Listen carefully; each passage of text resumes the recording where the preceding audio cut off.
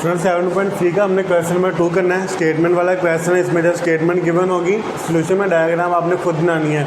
आपको सिर्फ इतना क्वेश्चन गिवन होगा, in a parallelogram one angle is 28 degree. ये जो ऊपर सिंबल है यहाँ पे छोटा सा आपको 0 लिखा हुआ दिखाई देगा, ये डिग्री का सिंबल होता है। जब भी एंगल होगा वो उसको डिग्री में लिखेंगे। 28 degree greater than the other, find the angles of the parallelogram. अब हमने क्या करना है, हमने पैरेललोग्राम के एंगल्स फाइंड आउट करने हैं। पैरेललोग्राम के 4 एंगल्स होते हैं। ये मैंने पैरेललोग्राम ड्रा कर ली, ABCD is the parallelogram by the given condition. Given condition की क्या थी, one angle is 28 greater than the other. मैंने कहा suppose one angle is x degree.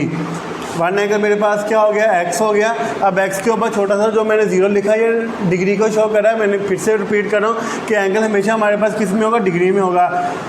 One angle is x and the other angle is x plus 28। अब उसकी condition के मुताबिक उसने क्या कहा था, one angle is 28 greater than the other, कि जो दूसरा एंगल होगा वो पहले एंगल से 28 ज़्यादा होगा।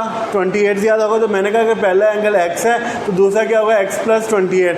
फॉर एग्जांपल अगर मैं कह रहा हूँ कि पहला एंगल मेरे पास 10 होगा तो दूसरा क्या होगा, 10 प्लस 28। हम क्या करेंगे, उसमें 28 को ऐड करेंगे। एक और एग्जांपल दे रहा हूँ, अगर मेरे पास यहाँ पे फर्स्ट एंगल जो है उसको मैंने कह लिया कि 5 होगा, तो सेकंड एंगल क्या होगा, 5 प्लस 28। हम जो भी सपोज करेंगे उसमें 28 को ऐड करेंगे। लेकिन हम क्या करेंगे, हम डिजिट नहीं ले सकते। हम क्या करेंगे, एक्स वाई जी जो हमारे पास अलजेब्रिक होते हैं हम उनको लेते हैं सपोजिशन के लिए, फाइंड आउट करने के लिए। मैंने x ले लिया, सेकंड x प्लस 28 बन गया। b को x का नेम दे दिया, a को x प्लस 28 का नेम दे दिया। So measure angle B is equal to x degree and measure angle A is equal to x degree plus 28 degree।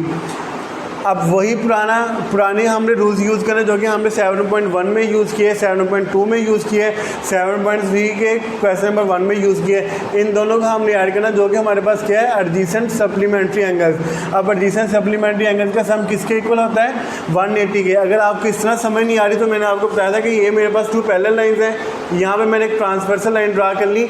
अब ट्रांसवर्सल लाइन के जो मेरे पास इंटीरियर एंगल्स होंगे उनका सम किसके इक्वल होता है, 180 के। एक मैंने ट्रांसवर्सल लाइन यहाँ पर ड्रा कर ली, तो देखो तो अगर मैं एक्स्ट्रा लाइंस को रिमूव कर रहा हूँ तो क्या मेरे पास ये पैरेललोग्राम बन जाएगी, पैरेललोग्राम बन जाएगी। स्टूडेंट मेरे पास देखा तो ज़रा दोनों सेम होगी। तो यहाँ पे मैं लिख दिया major angle A plus major angle B equal to 180 degree adjacent supplementary angles. A की वैल्यू पुट की x प्लस 28। स्टूडेंट जब भी आपने एंगल की वैल्यू पुट करनी है तो ऊपर डिग्री का सिंबल लाजमी लिखना है।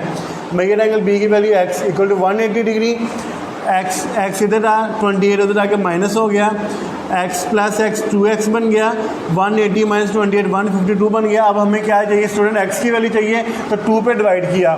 जब 2 पे डिवाइड किया तो x की वैल्यू मेरे पास क्या आ गई, 76 डिग्री। अब इम्प्लाइज दैट x किसके इक्वल है, मेजर एंगल B के। So major angle B equal to x degree, major angle B की यहाँ से मेरे पास वैल्यू क्या आ गई, 76 डिग्री। Clear student.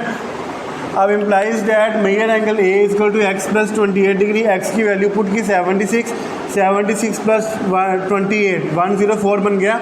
अब देखें B के ऑपोजिट क्या है, D, तो इट मीन B किसके इक्वल होगा, D के इक्वल होगा, बिकॉज ऑपोजिट एंगल हमेशा इक्वल होते हैं।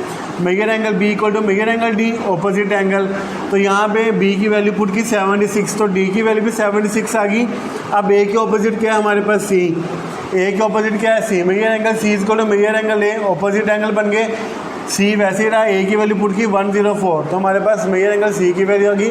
स्टूडेंट देखिए वही क्वेश्चन है भाई, इसमें उसने हमें क्या किया, पहले वो हमें दोनों एंगल गिवन देता था, अब उसने हमें स्टेटमेंट के थ्रू एंगल दे दिया। उसने कहा वन एंगल को आपके पास होगा, जो सेकंड एंगल होगा वो 28 ज़्यादा होगा, उससे 28 ग्रेटर, मतलब कि क्या होगा, दूसरे एंगल से 28 ज़्यादा होगा। तो ये मैंने लिख लिया x एंड 28। भाई इसके अंदर ये वाले 2 स्टेप है जो आपने एडिशनल स्टेप है। बाकी आप देखें सारा क्वेश्चन वही है जो हमने 7.1 में क्वेश्चन किए, 2 में किए, 3 में किए, सारा कुछ वही रिपीट हो रहा है।